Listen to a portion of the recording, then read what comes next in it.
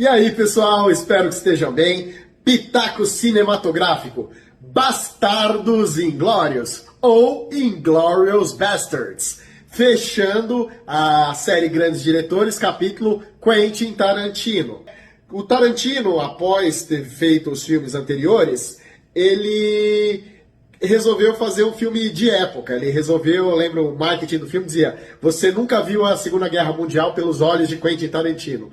E depois desse filme de época, o Tarantino ficou na época, ele não parou mais. Aí ele veio com Django Livre, Oito Odiados e Era Uma Vez em Hollywood. Então ele, depois disso, ele só ficou nisso.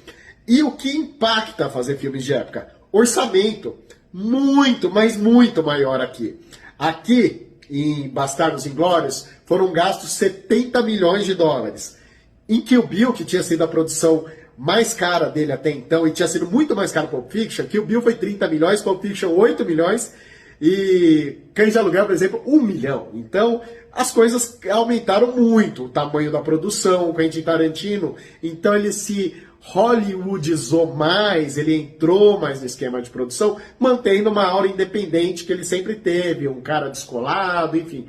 Ele gastou, por exemplo, para contratar o Brad Pitt, ele gastou com cenário, com locação, com fotografia, com som, são coisas que encarecem muito uma produção.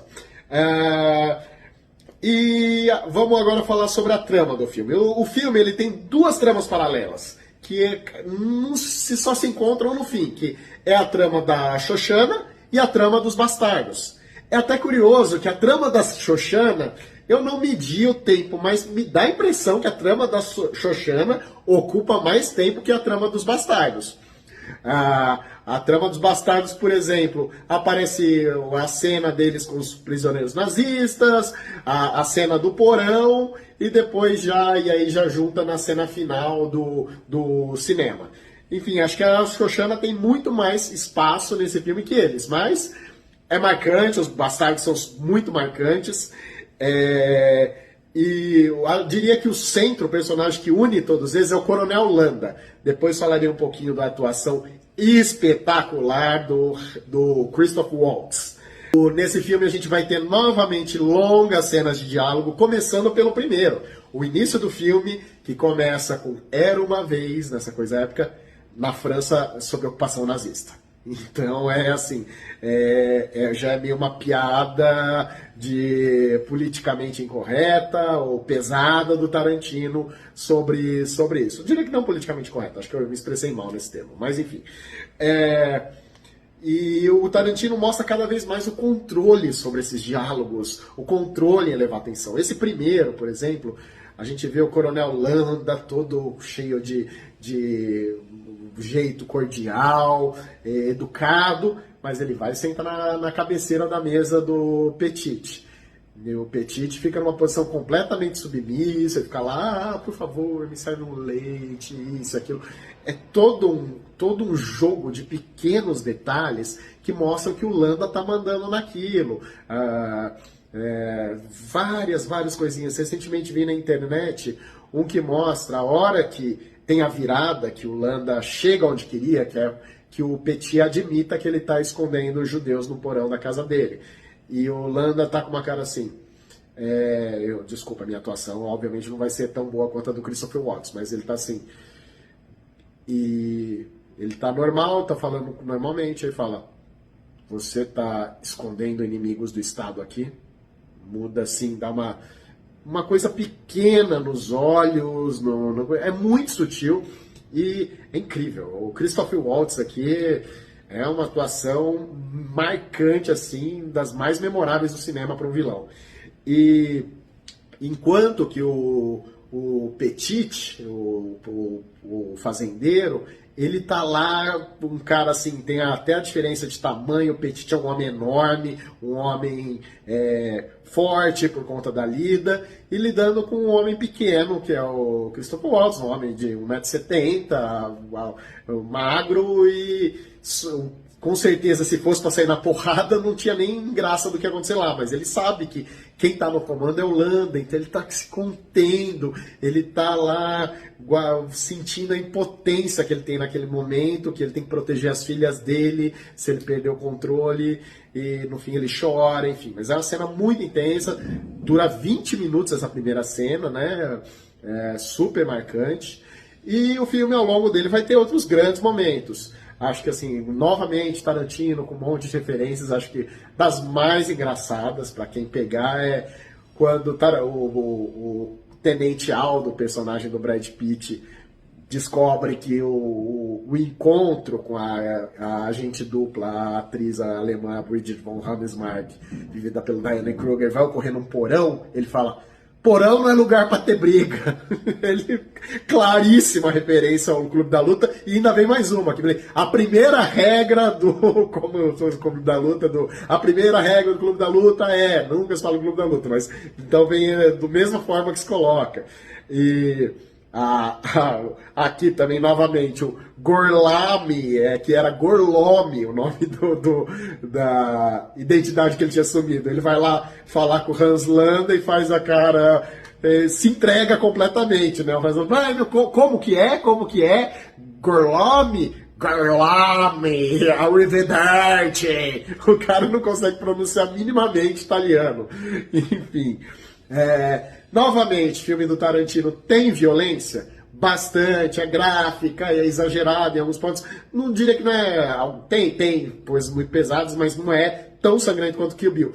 Mas e tem uma diferença muito relevante aqui. As cenas de violência são muito rápidas, mas muito rápidas. Do porão eu medi, dá 16 segundos o tiroteio. Dura 16 segundos aquele tiroteio, é isso. E acho que se a gente pegar todas as cenas de violência do filme, dá 5 minutos de um filme de 2 horas e 20. Então, assim, o Tarantino não está explorando a violência, o Tarantino está explorando a tensão. Novamente, de forma magistral, como desde a primeira cena. Vários momentos vai criando a tensão. Mesmo no Gorlami, é uma piada, mas é uma tensão. O Landa tá lá brincando, fazendo piada e tal. Que ele já sabia desde o começo que eles eram falsários e tá lá só querendo que os caras se entreguem, né? Outros aspectos a abordar aqui, a trilha sonora. Trilha sonora que o Tarantino queria ter contratado o Ennio Morricone, fantástico maestro, criador de grandes filmes, o mais marcante da trilogia do dólar, aquele... Desculpe a minha má canção. Ele não conseguiu, mas ele usou músicas do Ennio Morricone e conseguiu depois contratar o Ennio Morricone para fazer Os Oito Odiados, e o Morricone ganhou o Oscar por esse filme.